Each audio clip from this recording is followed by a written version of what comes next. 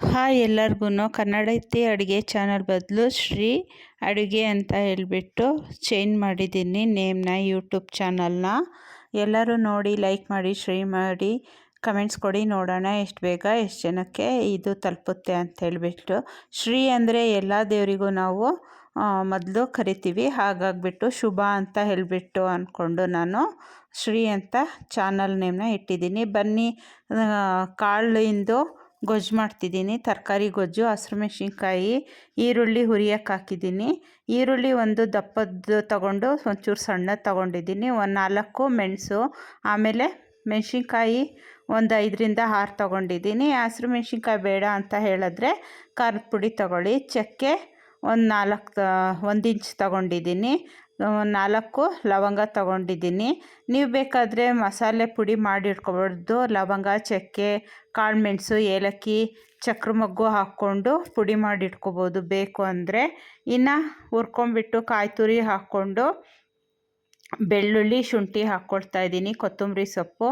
ಎಷ್ಟು ಪಲ್ಯ ಮಾಡ್ತೀರಾ ಅದ್ರ ಮೇಲೆ 2 ಟೊಮೊಟೊ ತೊಗೊಂಡಿದ್ದೀನಿ, ಒಂದು ರುಬ್ಬಕ್ಕೆ ಒಂದು ಒಗ್ಗರಣೆಗೆ ಅಂತ ಹೇಳಿಬಿಟ್ಟು.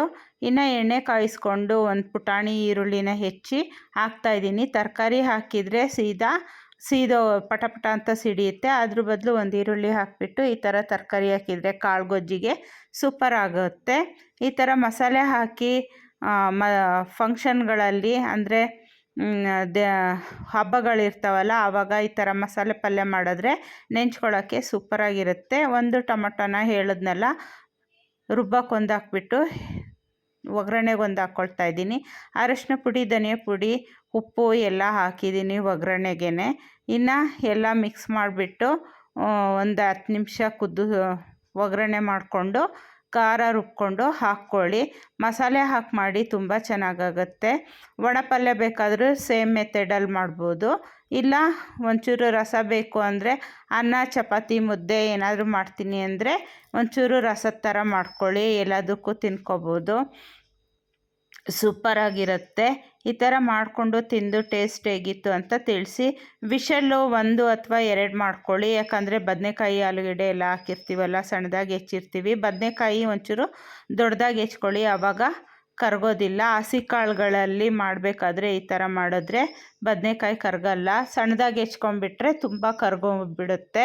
ಪಲ್ಯಗಳು ಮಾಡೋದಾದರೆ, ಗಟ್ಟಿ ಮಾಡೋದಾದರೆ ಸಣ್ಣ ಹೆಚ್ಕೊಳ್ಳಿ. ಸಾಂಬಾರು ಮಾಡೋದಾದರೆ ಒಂಚೂರು ದಪ್ಪ ಹೆಚ್ಕೊಳ್ಳಿ, ಆವಾಗ ಚೆನ್ನಾಗಿ ಅನಿಸುತ್ತೆ ತಿನ್ನೋಕ್ಕೆ. ನೋಡೋಣ, ಕಮೆಂಟ್ ಸೆಕ್ಷನಲ್ಲಿ ತಿಳಿಸಿ ಟೇಸ್ಟ್ ಹೇಗಿತ್ತು ಅಂತ. ಬೇಕು ಅಂದರೆ ಟೊಮೊಟೊ ಹುಳಿ ಇಲ್ಲ ಅಂತ ಹೇಳಿದ್ರೆ ಒಂಚೂರು ಹುಣಸೆಹಣ್ಣು ರಸ ಹಾಕ್ಕೊಳ್ಳಿ, ಆವಾಗ ಹುಳಿ ಉಪ್ಪು ಖಾರ ಚೆನ್ನಾಗಿ ಅನಿಸುತ್ತೆ ತಿನ್ನೋಕ್ಕೆ. ಮಳೆಗಾಲಕ್ಕೂ ಅದಕ್ಕೂ ರೊಟ್ಟಿ ಅಂತೂ, ಅಕ್ಕಿ ರೊಟ್ಟಿ, ಜೋಳದ ರೊಟ್ಟಿ ಅಂತೂ ಸೂಪರ್ ಕಾಂಬಿನೇಷನ್ ಇರುತ್ತೆ. ನಾನು ಇಡ್ಲಿಗೆ ಮಾಡಿದ್ದೆ ಸಾಂಬಾರನ್ನ, ಹಾಗಾಗಿಬಿಟ್ಟು ಹಾಗೆ ವಿಡಿಯೋ ಮಾಡಿದೆ. ಇಡ್ಲಿಗೂ ಚೆನ್ನಾಗಿ ಅನಿಸುತ್ತೆ, ತಟ್ಟೆ ಕಡುಬು ಇಡ್ಲಿಗೂ ಸೂಪರಾಗುತ್ತೆ ಕಾಳು ಗೊಜ್ಜು.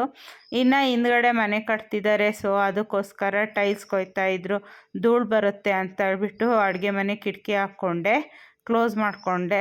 ಧೂಳು ಪಟ್ಟಂತ ಬಂದು ಕೂತ್ಕೊಂಡೇ ಬಿಡುತ್ತೆ. ಕುಕ್ಕರು ವಿಷಲ್ ಹೇಳಿದ್ನಲ್ಲ, ಒಬ್ಬೊಬ್ರು ಮನೇಲಿ ಲಾಂಗ್ ಬರುತ್ತೆ, ಒಬ್ಬೊಬ್ರು ಮನೇಲಿ ಶಾರ್ಟ್ ಬರುತ್ತೆ. 2 ವಿಷಲ್ ಆದರೆ ಸಾಕು, ಸೂಪರಾಗುತ್ತೆ ಕಾಳು ಗೊಜ್ಜು. ನಾನು ಹೇಳಿದ್ನಲ್ಲ, ಇಡ್ಲಿಗೆ ಒಂಚೂರು ತಿಳಿ ಥರ ಮಾಡ್ತಾಯಿದ್ದೀನಿ. ಮಸಾಲೆ ಇಡ್ಲಿಗಂತೂ ಸೂಪರಾಗುತ್ತೆ. ಇಡ್ಲಿ, ತಟ್ಟೆ ಇಡ್ಲಿ, ಕಡುಬಿಗೆ ಎಲ್ಲ ಇದೇ ಸಾಂಬಾರಾಗುತ್ತೆ. ರೊಟ್ಟಿ ಚಪಾತಿಗೆ ಮಾಡೋದಾದರೆ ಒಂಚೂರು ಗಟ್ಟಿ ಮಾಡ್ಕೊಳ್ಳಿ. ಅನ್ನ ಮುದ್ದೆಗಾದರೆ ಒಂಚೂರು ಇದನ್ನೇ ರಸದ ಥರ ಮಾಡ್ಕೊಳ್ಳಿ, ಸೂಪರಾಗುತ್ತೆ. ಎಲ್ಲ ಲೈಕ್ ಮಾಡಿ, ಶೇರ್ ಮಾಡಿ, ಕಮೆಂಟ್ಸ್ ಕೊಡಿ, ನೋಡೋಣ ಎಷ್ಟು ಬೇಗ ಎಷ್ಟು ಜನ ಸಬ್ಸ್ಕ್ರೈಬ್ ಆಗ್ತೀರಾ ಅಂತ. ಎಲ್ಲರಿಗೂ ಬಾಯ್.